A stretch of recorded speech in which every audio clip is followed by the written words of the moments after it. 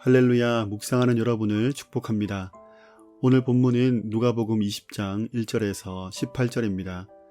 주종 관계를 확실히라는 제목으로 묵상을 나누겠습니다. 오늘 본문에는 두 가지 내용이 나오죠. 1절부터 8절까지는 예수님의 권위가 어디서부터 나오는 것인지에 대한 논쟁이 나옵니다. 어제 본문에서 예수님이 성전을 청결하게 하셨습니다. 그리고 오늘 본문에서 성전에서 가르치실 때에 예수님을 해치기 위해서 호시탐탐 노리던 대제사장들과 서기관들이 예수님께 나아옵니다. 그리고는 도대체 당신이 무슨 권위로 이런 일들을 하는지 묻죠. 예수님은 바로 대답하지 않으시는 대신에 도리어 한 질문을 하십니다. 요한의 세례가 하늘로부터 기인한 것이냐 아니면 사람으로부터 나온 것이냐. 이 물음에 종교 지도자들은 당황하면서 모르겠다라고 말합니다. 그러자 예수님도 나도 나의 권위가 어디서부터 나오는지 알려주지 않겠다고 하시죠. 9절부터 18절까지는 예수님께서 포도원 비유를 말씀하시는 장면입니다. 어떤 사람이 포도원을 만들어서 농부들에게 세를 주고 멀리 타국에 갔는데 때가 되어서 소출을 받으려고 종을 3번이나 보냈는데 그때마다 농부들이 종들을 폭행하고 다시 돌려보냈습니다. 마지막에 포도원 주인이 자신의 아들을 보냈는데 포도원 농부들은 그 아들을 죽이고 포도원을 가로채려고 했죠. 이에 포도원 주인이 와서 농부들을 진멸하고 그 포도원을 다른 이에게 주었다고 하는 비유를 말씀하십니다. 오늘 본문에서 종교 지도자들이 예수님에게 나온 이유가 무엇이었습니까? 당시에 로마 제국은 유대 사회를 효과적으로 통치하기 위해서 유대인의 최고 의결기관인 산헤드린 공회에 일정한 권한을 주었는데요. 그들은 그 공회의 주요 인물들이었습니다. 자신들의 권위를 위협하는 예수님이 눈에 가시였고 그래서 예수님을 곤경에 빠뜨리기 위해서 질문을 했습니다. 하나님으로부터 그 권위가 왔다고 한다면 거기에 신성모독죄를 씌울 수 있었고 또 자신에게서 나왔다고 하면 이상한 사람으로 매도할 수 있는 함정이 있었던 것이죠. 예수님이 요한의 세례를 물으신 것은 자신의 권위가 요한의 세례와 같은 곳에서 나온 것임을 암시하는 것입니다. 예수님의 권위에 대해서 얘기하신 후에 바로 이어서 한 비유를 말씀하시는데요. 이 비유는 앞의 내용과 연관이 있는 비유임을 추측할 수 있습니다. 포도원의 농부들이 주인의 포도원을 가로채고 주인을 몰아낼 수 있다고 생각하지만 오히려 주인으로부터 무서운 진노를 받게 된다는 내용인데요. 포도원 주인이 보낸 종들은 하나님께서 이스라엘 백성들에게 보내신 선지자들과 제사장들을 의미합니다. 그리고 마지막에 이 포도원 주인이 보낸 아들은 예수님을 의미하죠. 하나님으로부터 시작된 권위에 순복하지 않음으로써 결국에는 멸망하게 될 종교 지도자들의 모습을 짚어내고 있는 것입니다.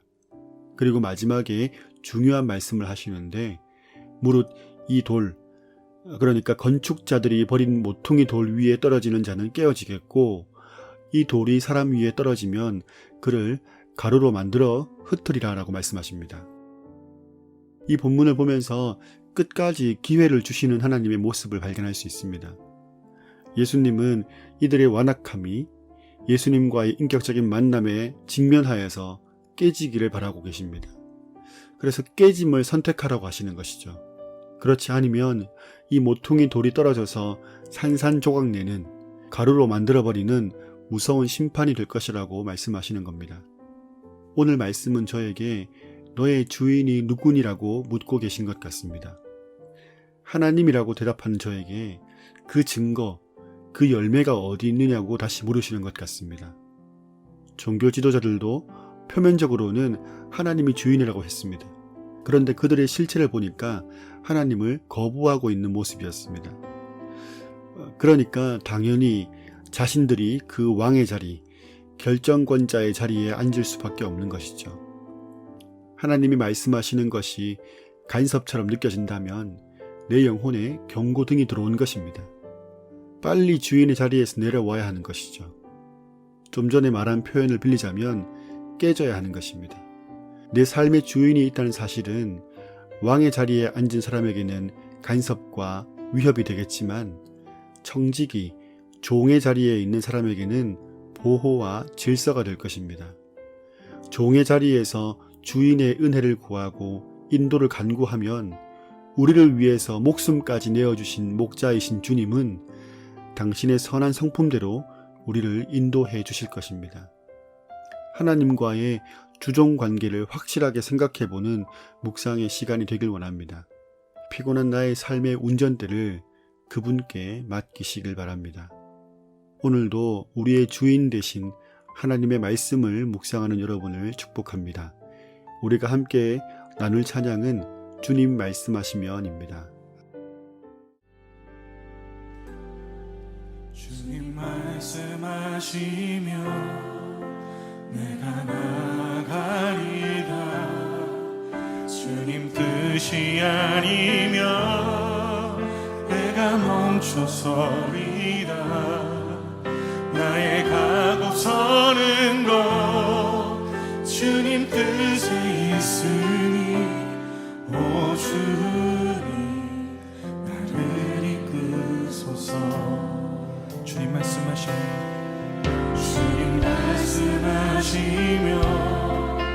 내가 나가리다. 주님 뜻이 아니면 내가 멈춰서리다. 나의 가고 서는 것 주님 뜻에 있으니 오 주님 나를 이끄소서. 뜻하신 그곳에 나 있기 원합니다. 이끄시는 대로 순종하며 살리니 연약한 내 영혼 통하여 일하소서. 주님 나라와 그 뜻을 위하여 주님 나를 이끄소서. 우리 한 번 더 고백합시다.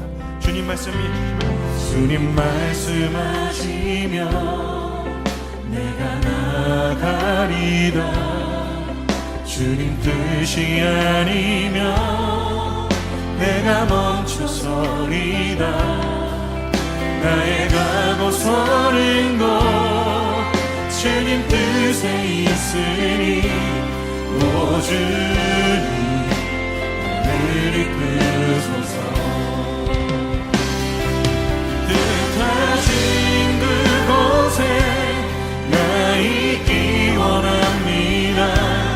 이끄시는 대로 순종하며 살리니 연약한 내 영혼 통하여 일하소서.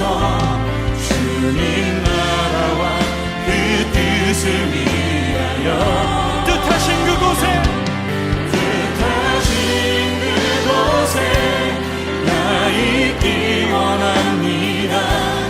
이끄시는 대로 순종하며 살리니 연약한 내 영혼 통하여 일하소서. 주님 나라와 그 뜻을 위하여 뜻하신 그곳에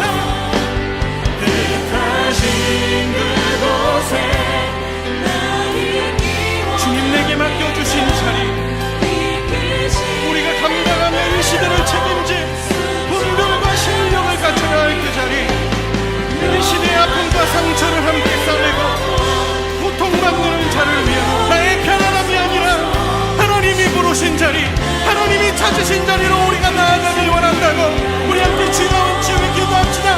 주여 하나님이 시대를 감당할 하나님의 사람들로 세워주시옵소서.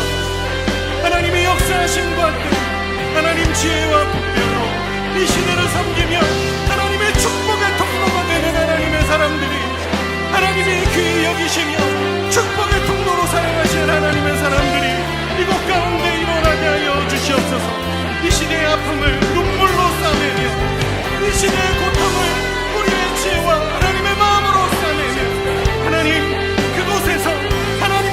사시는 사람으로서는 하나님의 사람들이 이 시대 가운데 일어나게 하여 주시옵소서.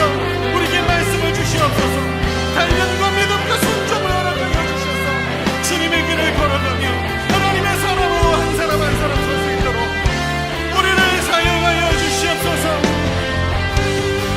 뜻하신 그곳에 나 있기 원합니다. 이끄시는 대로 순종하며 살리니 연약한 내 영혼 평하여 일하소서. 주님 나라와 그 뜻을 위하여 뜻하신 그곳에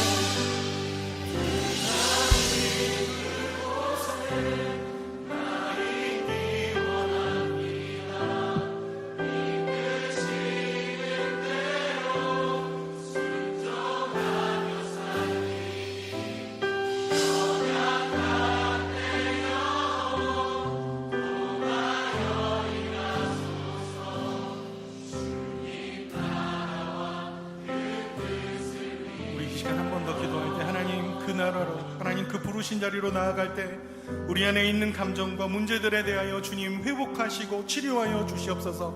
우리 안에 있는 문제와 감정들 속에 하나님의 도우심이 필요합니다. 하나님의 말씀 앞에 굳게 설 수 있도록 우리의 마음을 고치시고 우리의 마음을 새롭게 하여 주시옵소서. 새 일을 행하시는 주님, 어제의 나를 버리고 하나님 주의 역사하심으로 만들어 가실 주님을 바라보게 해달라고, 우리의 눈을 들어 주를 보게 해달라고 우리 주 한 번에 주심에 다시 한번 기도합시다. 주여,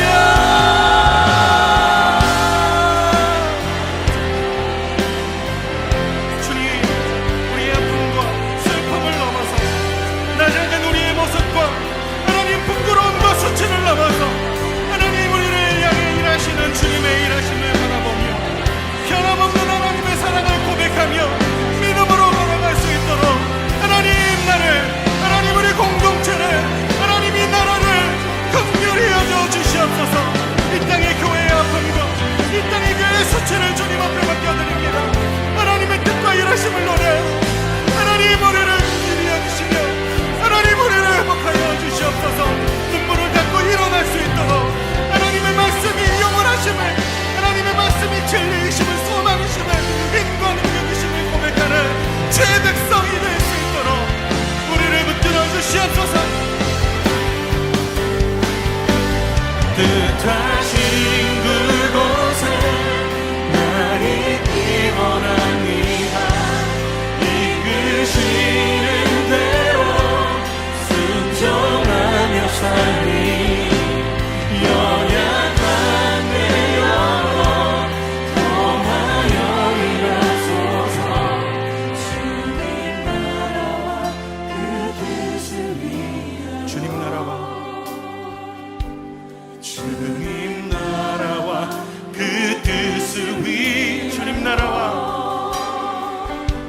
주님 나라와 그 뜻을 위하여